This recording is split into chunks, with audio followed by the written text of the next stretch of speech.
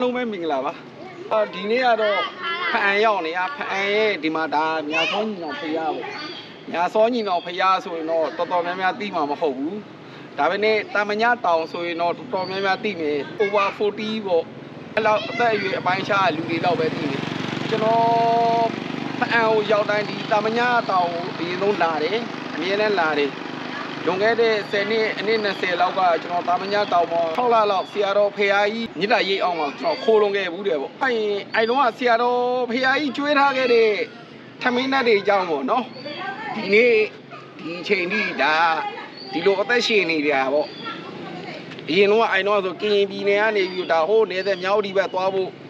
ရန်ကုန်ကနေတကယ်ချင်းတွေနဲ့ထွက်လာတဲ့အချိန်မှာလမ်းစရိတ်ပြက်ပြီးတော့ဒီတာမညတောင်ရောက်ခဲ့တာပေါ့တာမညတောင်မှာအိုင်တော့ဆရာတော်ဖရာကြီးတတ်တော်ထင်ရှားရှိနေတော့ကတော့ဒီကိုလာတဲ့လူတွေအကုန်လုံးတတ်လို့သမင်းဟင်းအကုန်ကျွေးတယ်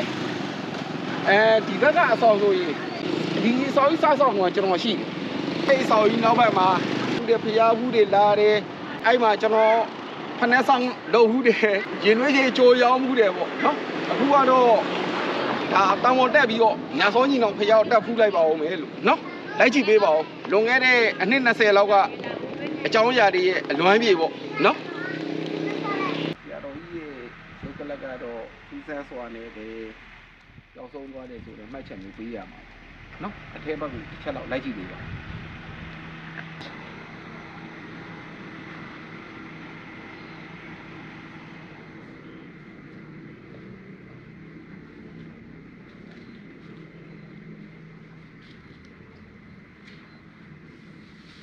ဒါကတော့တာမညတောင်ဆရာတော်ရဲ့ရုပ်ထုတော်ပေါ့နော်ဒီကတော့ဟိုဘက်ချင်းပတ်ရိုက်ကြမယ်ဒါဆရာတော်ရဲ့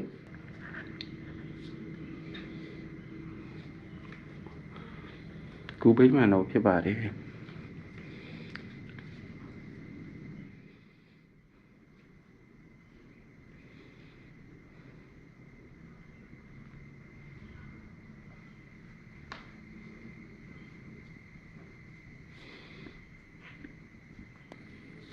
တောင်ပေါ်ဆက်တက်လိုက်အောင်နော်လိုက်ကြည့်ပေးပါဦးနော်ဒါကတော့ညာစောညီတော်ဖိတ်ရရဲ့တောင်ပေါ်ကားပါပဲပေါ့ရင်တော့ဆိုရင်ဒါကိုပိုင်ကားလေးနဲ့တက်လို့မရဘူးဒီကကားလေးစီစဉ်ပေးတယ်ပေါ့ဖျားခုတဲ့လူတွေဒီလိုလာရတယ်ပြီးဒီလိုရောက်တယ်ဒီကနေတစ်စက်တက်ကြတယ်နော်လိုက်ကြည့်ပေးပါအခုကတော့ကိုကားနဲ့ကိုတက်လို့ရတယ်ကျွန်တော်ကအတီး EC နဲ့တက်လို့ရတယ်နော်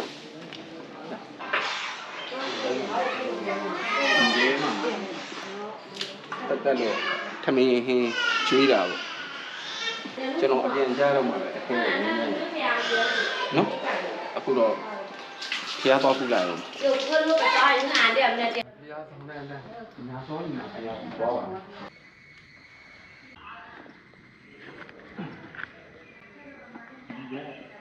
ဒီကနေပြီးတော့ညာစောညီတော်ဖျားစီတက်တာနော်လမ်းညွှန်ဆိုင်ဖို့လေးကျွန်တော်လမ်းညွှန်ဆိုင်ဖို့လေးဒီရင်တောင်းတော့အရင်ကပြောတော့ဖျားရောက်ပိုင်းတက်တာဖျားဆိုင်လူကြီးတွေတက်လို့အဆင်ပြေပြီလားနော်လက်ကစီးရတိုင်းပါရှိရောလေလူကြီးတွေတက်လို့အဆင်ပြေလေကတက်လို့ကြီးနော်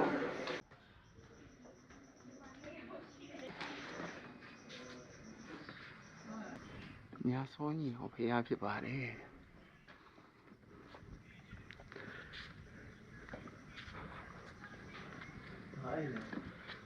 ဒါလာထူလာဒေးချင်းဒီလိုအဲ့တော့ငါမေးကြတော့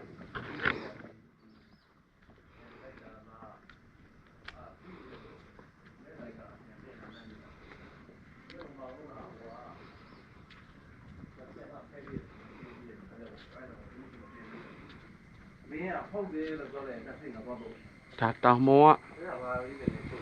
မြင်ရတဲ့ view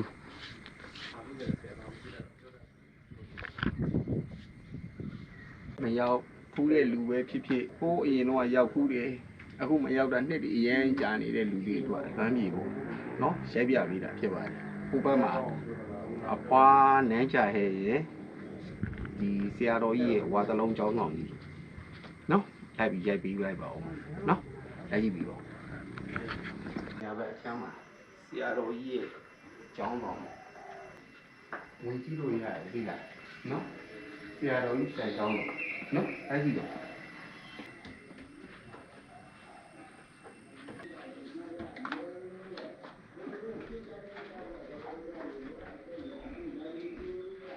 ဆရာတော်ကြီးရဲ့ရုပ်ပွားတော့ဒါဆရာတော်ဘုရားကြီးရဲ့ကျိတ်ဆက်ခံ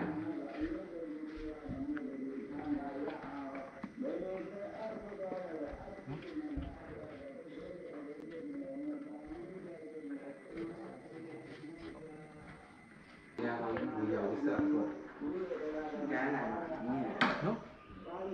အလုံးငွေလေးထည့်လိုက်ပါ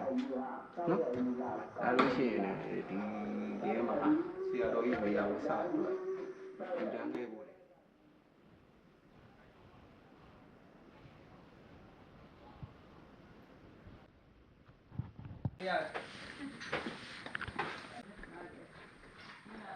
အေးတော့ဒါဆရာတော်ဘုရားကြီးတက်ရှိတင်ကြရှိနေတဲ့အခါတုန်းကတော့ကျွန်တော်ကြုံခဲ့တဲ့အချိန်တော့ဆရာတော်ကြီးကအောက်မှာချိန်တာဒီအပေါ်မှာလာလို့လူတွေစီမန်းလို့ဘာလို့ပြီးတယ်ဒီနေရာဒီကျောင်းတော်မူလကျောင်းတော်တမိုင်းကျောင်းကတော့ကျွန်တော်လည်းသိချာမသိတော့မရှိမြတ်တယ်ကိုတော်ကြီးကျွန်တော်ပြောရင်လွဲမှာဒါဆရာတော်ကြီးမူလပထမတည်င်းသုံးနေမှုဝါလုံးကျောင်းတော်ပုံတော့နော်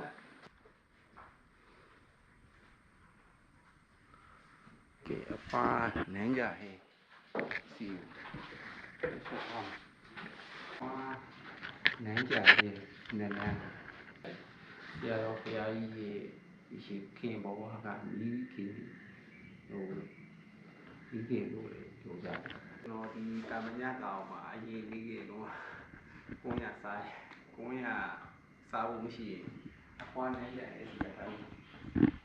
အဖွားနန်းကြဟဲ့စီတာမျိုးကုန်းနေဒါကျွန်တော်ပြန်စွန့်ပြီးတော့စားခဲ့တာနော်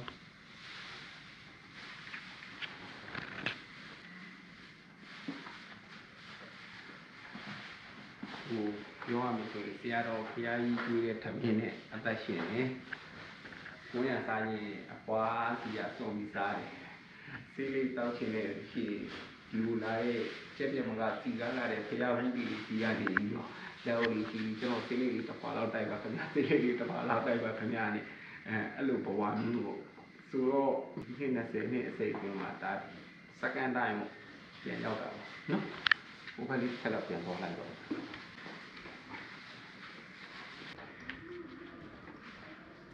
ဒီနေရာမှာလက်သေးနေနော်ဒီမှာစောင်းဒီတော့ဒီထဲမှာအများကြီးပဲခုံနှန်းကျွေးတယ်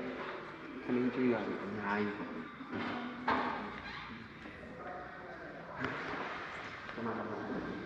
ီဟာစားလက်စားတော့ဒါတီးစုံဟင်းပဲဟင်းဒါတော့ငပိရနော်ဒီမှာအခုချိန်ထိလေကျွန်တော်ကတော့ဖူးဘလော့ကမဟုတ်တော့စားမပြရနော်ပြန်ဒါနဲ့စားနေရစားတဲ့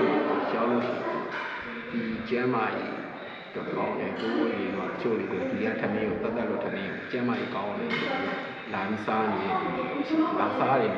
ရှိတော့အခုချိန်ကျွေးတယ်ဒါဒီနောက်မှာကောင်းတယ်ဟိုကမင်းကြီးရင်တော့ချက်တာပဲကြီးလို့ချက်နော်ကဲကားပါကင်ပဲပြန်ဆင်းလိုက်တာမညတောင်ကတော့ဘင်းတစ်ခေါက်လာမရိုးပါဘူးကျွန်တော်အတော့ကတော့ဒါကျွန်တော်ဘောကမှလေမှတ်ရရှိနေတဲ့နေရာတစ်ခုလို့ပြောရမှာနော်အဲ့တော့တာမညတောင်ဆရာတော်ဘုရားကြီးရဲ့ဆွေမျိုးတော်ဝကဒီပဲဖြစ်ဖြစ်ဆရာတော်ကြီးကိုဖူးခဲ့ဘူးတဲ့လူတွေပဲဖြစ်ဖြစ်နိုင်လို့ရှိရင်တစ်ခေါက်လောက်တော့ပြန်လာကြည့်တဲ့နေရာလေးတစ်ခုလို့တော့မြင်ပါတယ်နော်အားလုံးပဲ